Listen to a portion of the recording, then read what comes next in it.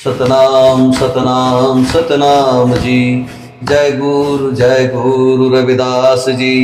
ऐसा चाहो राज में जहाँ मिले सबन को अन्न, छोटो बड़ो सब सम बसे रविदास रहे प्रसन्न। ऐसा चाहू राज में जहाँ मिले सबन को अन्न, छोटो बडो सब सम बसे रविदास रहे प्रसन्न। हा गुरुमाऊलींचा दुसरा दोहा आहे या ग्रंथामधील। त्याचा भावार्थ गुरुमाऊली रविदासजी म्हणतात, मला असे राज्य अपेक्षित आहे की जिथे प्रत्येक माणसाला अन्न सन्मानाने जगण्याचा अधिकार समान मिळेल, तसे तेथे कोणताही लहान मोठा उच्च नीच भेदभाव नसलेला, सर्व लोक समतेने बंधुभावाने आणि आनंदाने राहतील, मानवतेवर आधारलेला समाज हाच खरा आदर्श समाज आहे, असे या दोह्यातून त्यांनी सांगितले आहे। त्यावरील मराठीमध्ये तयार केलेले अभंग।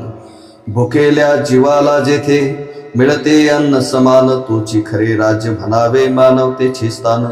छोटा मोठा भेद नसे नाही जाती भिंत, समतेच्या त्या भूमीवर फुले प्रेमाची रुंत।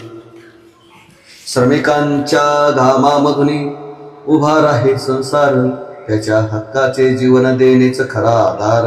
ना कुणी उंच ना कुणी नीच नाही अपमान, रविदासांचे स्वप्न असे माणुसकीचा मान। अन्न वस्त्र आणि निवारा सर्वांना मिळावा, कोणाचाही जीव येथे उपाशी न राहावा। बंधुभावाच्या नात्यांनी समाज एक व्हावा, द्वेष अहंकार सोडून प्रेमदीप पेटावा।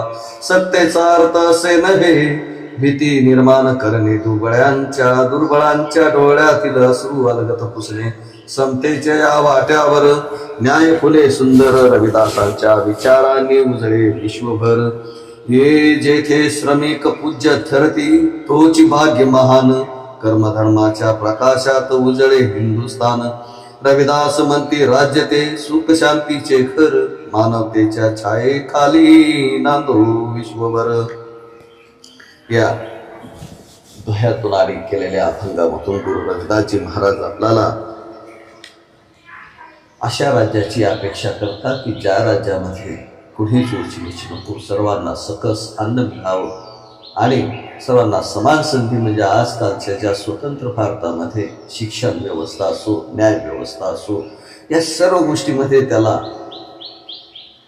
ज्या त्याच्या मूलभूत गरजा आहेत त्या सगळ्या संविधानाच्या माध्यमातून जे आज भारताला स्वातंत्र्य मिळाले असल्यामुळे ते मिळालं पाहिजे, त्यापासून कोणीही वंचित राहता कामा नये। त्यामुळे पुढे रविदास महाराज याच्या म्हणतात, मी प्रसन्न होतो। बंधूंनो, आजच्या या दोह्यामध्ये या ठिकाणी ही सेवा संपवतो। जय रविदास, जय गुरु, धन्यवाद।